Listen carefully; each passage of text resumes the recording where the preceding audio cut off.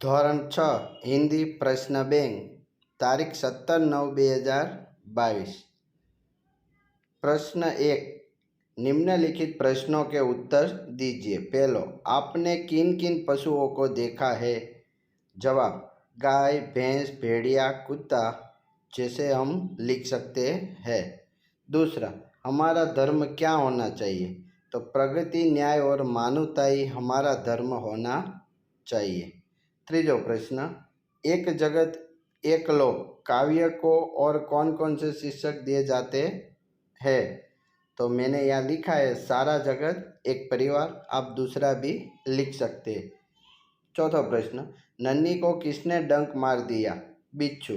पांचवा माँ दलदल। छठा माँ सागर। सातवां, आपने किन किन कहानियों का पठन किया है? तो विक्रम बेताल, पंचतंत्र आपने जो पढ़ी हो वो आप लिख सकते हैं। आठवां प्रश्न, बिच्छू के स्वभाव के बारे में माँ ने नन्ही से क्या कहा? तो माँ ने नन्ही से कहा उसका स्वभाव है डंक मारना। आपने कौन कौन से फूल देखे हैं? कमल, गुलाब, चंपा, चमेली, बेला जैसे लिख सकते हैं। 10वां, सूरज की किरणें रोज कहाँ पर आती है? तो धरती पर। 11, नन्ही की माँ ने नन्ही से क्या कहा? तो बिच्छू अपना स्वभाव नहीं छोड़ता और हमें अपना स्वभाव छोड़ना नहीं चाहिए। प्रकृति के तत्व कौन कौन से हैं? तो सूरज, चांद, तारे प्रकृति के तत्व है।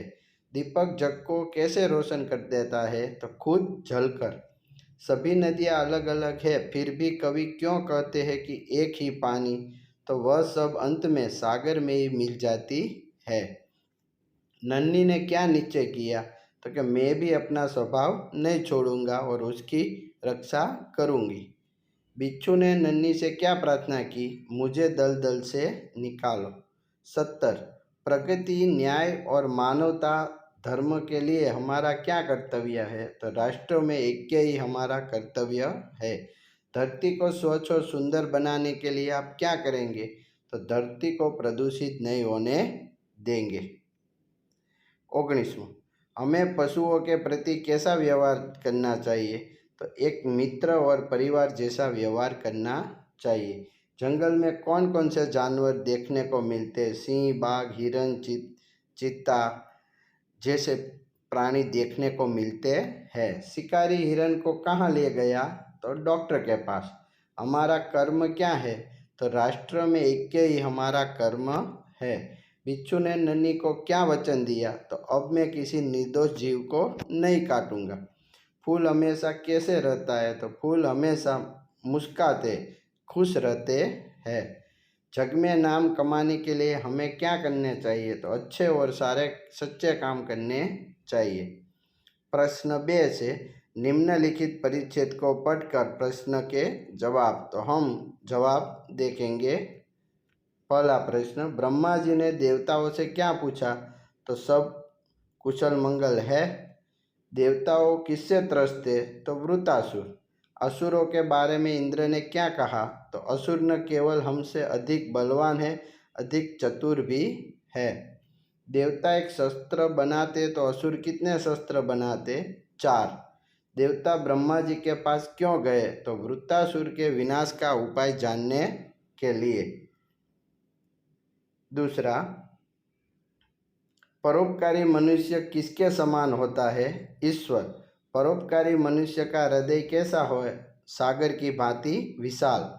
परोपकार से परोपकारी मनुष्य को क्या लाभ होता है? तो सच्चा आनंद और सुख मिलता है। राजा और परोपकारी मनुष्य में क्या अंतर है? तो राजा अपने शक्ति के बल पर मनुष्य को जीतता है और परोपकारी परोपकार करके मनुष्य का दिल जीतता है। इस गद्यखंड को उचित शीर्षक तो परोपकारी मनुष्य। तीसरा, क्वेश्चन 1, पंजाब के लोक नृत्य का नाम? भांगड़ा। बीजो प्रश्न, केरल। तीजो, गरबा। चौथो, केंद्रीय सत्ता। और पांचमू, अलग अलग प्रांतों में। चौथो पैराग्राफ है। प्रश्न पहलो, बापू का स्पष्ट मत क्या था? तो स्वर्ग का राज्य बच्चों के लिए है। बच्चे कैसे होते हैं? निर्दोष। तीजो, अगर किसी बच्चे में अवगुण है तो किसका दोष है? तो उसकी आसपास रहने वाली व्यक्तियों का। बच्चा कहाँ से सीखता है? तो बच्चा अपने आसपास के वातावरण से सीखता है। इस गद्यखंड को उचित शीर्षक दीजिए। तो निर्दोष बालक। पांचमું गद्यखंड। प्रश्न पहलो, एमा 15 ऑगस्ट, बीजामा ब्रिटिश शासन से, त्रीजामा लाल किले की प्राचीर से, चौथामा जवाहरलाल नेहरू और पांचमामा धार्मिक आधार। प्रश्न 3 निम्नलिखित अंकों को शब्द में लिखिए। तो 67, 51, 88, 57, 97, 56, 70, 89, 93, 65। પછી 53, 82, 96, 74, 83, 79, 92, 59, 67, 99। प्रश्न 3 सही विकल्प चुनकर लिखिए। पहला, 53 के बाद आने वाला अंक तो 54, 81 से पहले 80, सबसे पहले आने वाला अंक 61, सबसे छोटा अंक 58, तीसरे स्थान में 93। प्रश्न 4 निम्नलिखित वाक्यों को योग्य विराम चिन्ह लगाकर फिर से लिखिए। तो यहाँ विराम चिन्ह लगाए हुए हैं। पहले वाक्य में अल्प विराम, दूसरे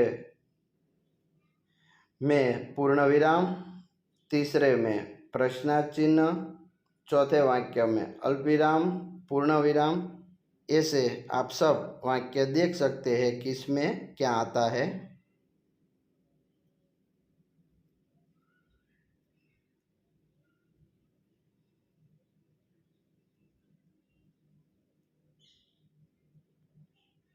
प्रश्न 5 निम्नलिखित शब्द का उपयोग करके कम से कम 6 शब्दों वाला वाक्य बनाइए। तो हम यहाँ पहला शब्द है बर्तन। तो वाक्य देखेंगे कि मम्मी रसोई घर में बर्तन साफ कर रही है। बीजू, कुर्सी, कुर्सी के पास बंदर खड़ा है। त्रीजू, बालक को कार्टून देखने में बहुत उत्सुकता होती है। मंदिर में दर्शन करने के बाद प्रसाद लेना चाहिए। नन्ही का स्वभाव था भलाई करना।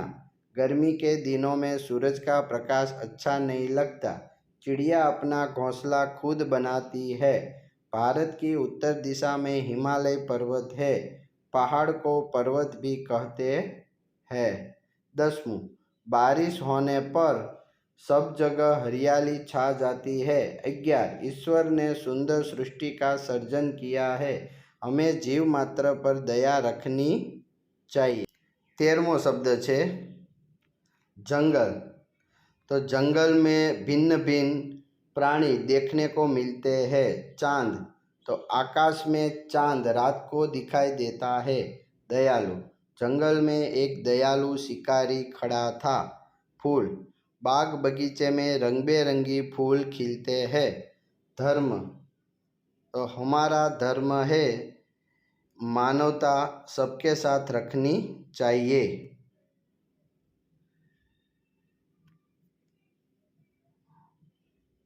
इस तरह हम आगे के शब्द है उनसे भी वाक्य बना सकते हैं।